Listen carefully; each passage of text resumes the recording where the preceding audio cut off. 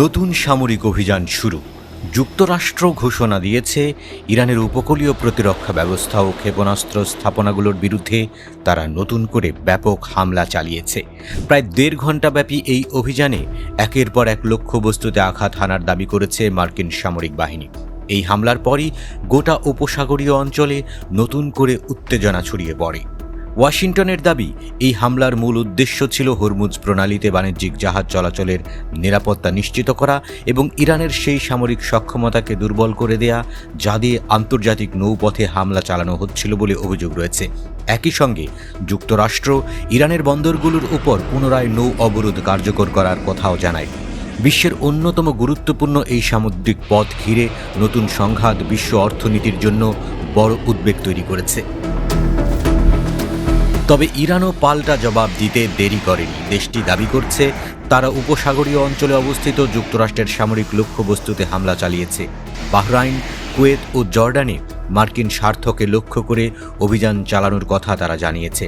একই সঙ্গে তেহরান হুঁশিয়ারি দিয়ে বলেছে, যুক্তরাষ্ট্র যদি তাদের বিরুদ্ধে অভিযান অব্যাহত রাখে তবে শুধু হরমুজ নয়, পুরো অঞ্চলের জ্বালানি রপ্তানি পথই বন্ধ করে দেওয়ার পদক্ষেপ নেওয়া হতে পারে। বিশ্বের জ্বালানি বাজারে এই হুমকির প্রভাব ইতিমধ্যেই আলোচনার কেন্দ্রবিন্দুতে, কারণ হরমুজ প্রণালীর মাধ্যমে বিশ্বের উল্লেখযোগ্য পরিমাণ তেল ও গ্যাস পরিবহন হয়ে থাকে। বিশ্লেষকদের মতে, এই পথ দীর্ঘ সময়ের জন্য অচল হয়ে গেলে আন্তর্জাতিক বাজারে জ্বালানির দাম অস্বাভাবিকভাবে বেড়ে যেতে পারে এবং বৈশ্বিক অর্থনীতিতে নতুন সংকট দেখা দিতে পারে। এরই মধ্যে ইরানের পররাষ্ট্র মন্ত্রণালয়ের মুখপাত্র জানিয়েছে, আপাতত যুক্তরাষ্ট্রের সঙ্গে নতুন কোনো আলোচনায় বসার পরিকল্পনা নেই।